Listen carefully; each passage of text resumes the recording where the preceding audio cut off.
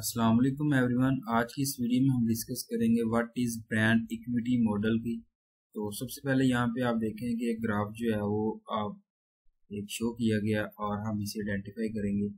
सबसे पहले आता है बॉन्डिंग, उसके बाद एडवांटेजेस हैं, उसके बाद परफॉर्मेंस है, फिर रेलिवेंस है, फिर प्रेजेंस है। तो अगर मैं जो है वॉलेट की बात करूँ, स्ट्रॉन्ग शेयर वॉलेट आप देखें कि प्रेजेंस से बॉन्डिंग की तरफ है और वीक शेयर वॉलेट जो है वो प्रेजेंस है।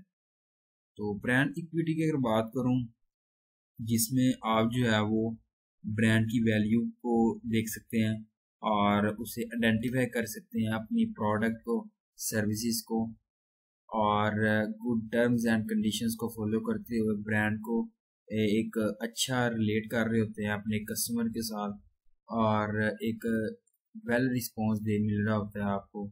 ये सारी चीज़ें जो है वो ब्रांड इक्विटी के अंदर आती हैं, जिसमें आप मॉडल को डिज़ाइन कर रहे होते हैं और ब्रांड की वैल्यू को इंक्रीज कर रहे होते हैं। इनसाइट्स ओवरव्यू आप देख रहे होते हैं, जिसमें इवैल्यूएट रिजल्ट्स आप देख रहे होते हैं positive accurately. Brand equity models को आप जो है वो यूज़ कर रहे होते हैं डिज़ाइन मार्केटिंग स्ट्रेटजीज के लिए, वेरियस स्टेजेस को यूज़ करते हुए। ये सारी चीज़ें जो है वो इसके अंदर आती हैं।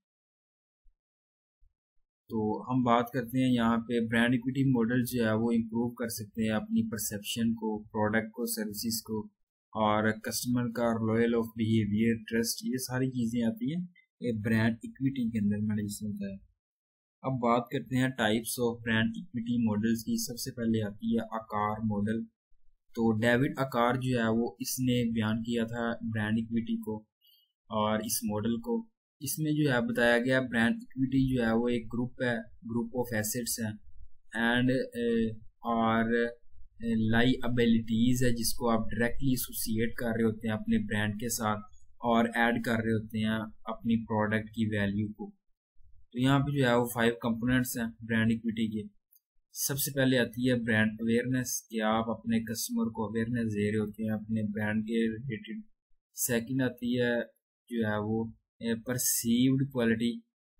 थर्ड आती है ब्रांड एसोसिएशंस। फोर्थ है प्रोप्रिएटरी एसिड्स है और फिफ्थ आती है ब्रांड लॉयल्टी। हम बात करते हैं सबसे पहले ब्रांड लॉयल्टी की।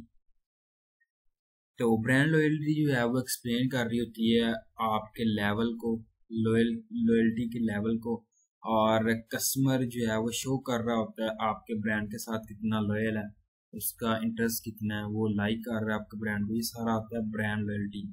सेकंड आता है ब्रांड अवेयरनेस, कि आपका ब्रांड जो है वो पॉपुलर है मार्केट के अंदर, उसकी वैल्यू जो है वो इंक्रीज हो रही है और ये सारी चीज़ें कम्पीट कर रहा है आपका ब्रांड एक दूसरे के साथ। थर्ड आती है परसीव्ड क्वालिटी। इसमें जो है वो प्रोडक्ट की इमेज आ जाती है, क्वालिटी आ जाती है, जो कस्टमर जो है वो देख रहा होता है उसकी क्वालिटी क्या। जितनी क्वालिटी आप अच्छी जो है वो यूज़ करेंगे उतना जो है वो आपकी पब्लिसिटी ज़्यादा होगी, नाम से होगी। फोर्थ आता है ब्रांड एसोसिएशन। इसमें जो है वो लेवल आ जाता है प्रोडक्ट की कैटेगरी का, ब्रांड का। तो ये सारी चीज़ें इसके अंदर थी ब्रांड एसोसिएशन। उसके बाद प्रोप्रिएटरी एसिड है, नंबर ऑफ पेशेंट्स हैं, पेटेंट्स हैं, इंटेलेक्चुअल प्रॉपर्टी राइट्स हैं, ट्रेडमार्क्स हैं, पीटीसी हैं। ये सारी चीज़ें इसके अंदर आती हैं। सेकंड आता है किलर मॉडल। किलर मॉडल जो है वो एक कंट्रीब्यूशन आप समझ लें ब्रांड का, जिसके अंदर थ्योरी है और कंसेप्ट है कस्टमर बेस्ड ब्रांड इक्विटी का। किलर जो है वो ये डिफाइन कर रहा है ब्रांड को, जिसमें अफेक्ट कर रहा है आपकी मर्जीज और फेवरेबल एसोसिएशन विद ब्रांड, के आपका जो है वो ब्रांड के साथ लिंक किस तरीके का।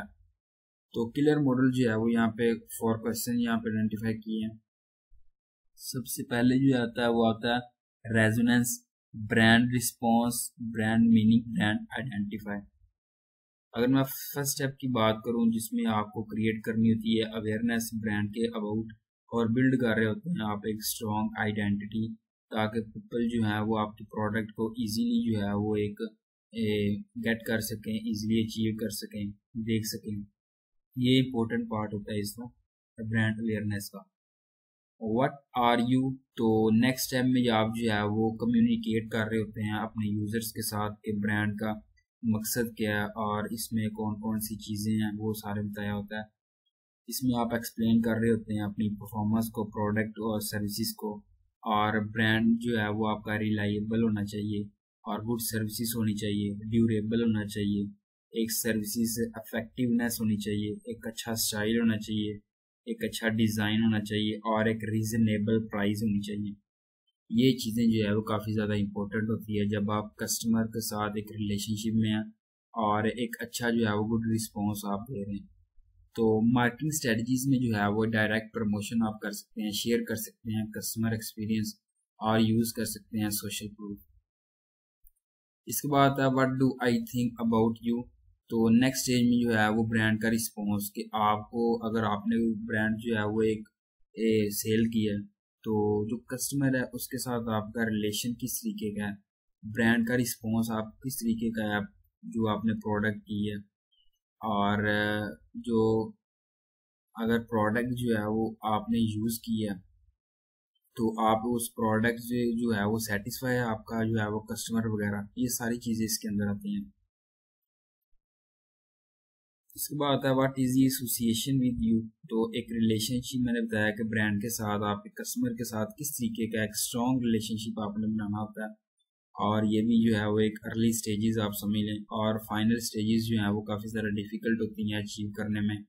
जब आपका कस्टमर जो है वो एक अच्छे रिलेशन में है आपके ब्रांड के साथ, आपके साथ, तो आपको चाहिए एक जो है वो एक लॉयल एक कस्टमर को आप एक अच्छी स्पेसिफिक प्राइस में जो है वो ये चीज़ें मुहैया कर सकें।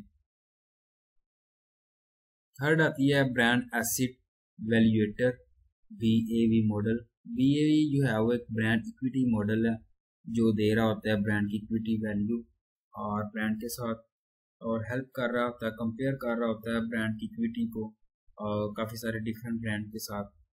तो ब्रांड एसेट वैल्यूएटर जो है वो एक कस्टमर का इंसाइट्स ओवरव्यू चेक कर रहा होता है, इंप्रूव कर रहा होता है ब्रांड की हेल्थ को, और फ्यूचर में डिमांड जो है वो इसकी कितनी होगी। फर्स्ट आता है नॉलेज, उसके बाद है एस्टीम है, रेलिवेंस है, फिर अदर आता है डिफरेंशिएशन। अगर मैं बात करूँ डिफरेंशिएशन की, तो इसमें जो है वो आप ब्रांड को डिफाइन कर रहे हो, डिफरेंट जो है वो डिफाइन कर रहे होते हैं, कम्पीट कर रहे होते हैं अदर ब्रांड को। हमारा जो है वो ब्रांड एक यूनिक होना चाहिए और एक कम्पीट कर सके अदर ब्रांड के साथ। सेकंड है रेलिवेंस। रेलिवेंस जो है वो मेजर कर रहा होता है कि आपने ब्रांड जो है वो कंज्यूमर के साथ किस तरीके का है, और इम्पोर्टेंट थिंग इज दैट ये है कि ब्रांड का रेलिवेंट टू कस्टमर के साथ जो है उसकी कॉस्ट क्या होनी चाहिए, नीड्स क्या होनी चाहिए, और कन्वीनियंस। उसके बाद एस्टीम है, ये मेजर कर रहा होता है आपके ब्रांड को रिस्पेक्टेड क्वालिटी और परफॉर्मेंस को, जिसमें आप जो है वो एक अच्छा रिस्पॉन्स दे रहे हैं अपने कंज्यूमर को और ग्रो कर रहे हैं, पॉपुलैरिटी कर रहे हैं अपने ब्रांड की। तो फोर्थ आता है नॉलेज। नॉलेज जो है वो एक मेजर है, मेजरमेंट आप समझ लें लेवल अंडरस्टैंडिंग की। तो इसमें जो है वो रिलेट कर रही होती है, आइडेंटिफाई कर रही होती है आपके ब्रांड के साथ। नॉलेज जो है वो बिल्ड कर रही होती है आपकी ब्रांड को बिल्डिंग एक्सरसाइज के साथ, और ये सारी चीज़ें जो है वो इसके अंदर आती हैं। इसके बाद हम बात करते हैं ब्रांड्स मॉडल। ब्रांड मॉडल जो है वो डेवलप किया गया था मार्केटिंग रिसर्च कंसल्टेंट में, नाम यहाँ पे लिखा है Millward brown and WPP। Brand जो है वो एक टूल है जिसको आप यूज़ कर सकते हैं डायग्नोस के लिए, एक प्रिडिक्ट दे सकते हैं ब्रांड की इक्विटी के लिए। इस मॉडल में जो है वो डाटा को कलेक्ट किया जाता है और इसे यूज़ किया जाता है इंटरव्यूज़ के लिए, पब्लिसिटी के लिए। डाटा जो है वो अवेलेबल होता है। कंज्यूमर जो है वो डिफरेंट ब्रांड जो है वो यूज़ कर रहे होते हैं और डिफरेंट पर्सन जो है वो आपके साथ शेयर वगैरह कर रहे होते हैं। इस मॉडल में जो है वो आप डेवलप कर सकते हैं 5 डिफरेंट स्टेप्स, तो जिसे हम जो है स्टेप बाय स्टेप देखेंगे। फर्स्ट आता है बॉन्डिंग है, एडवांटेजेस है, परफॉर्मेंस है, रेलिवेंस और प्रेजेंस है। अगर मैं प्रेजेंस की बात करूँ, वीक शेयर ऑफ वॉलेट से लेकर स्ट्रॉन्ग शेयर ऑफ वॉलेट है, ये उन्होंने यहाँ पे डिस्क्राइब की। तो ये थी मेरी आज की वीडियो, इसमें मैंने आपके साथ शेयर किया types. Thank you so much, अल्लाह हाफिज़।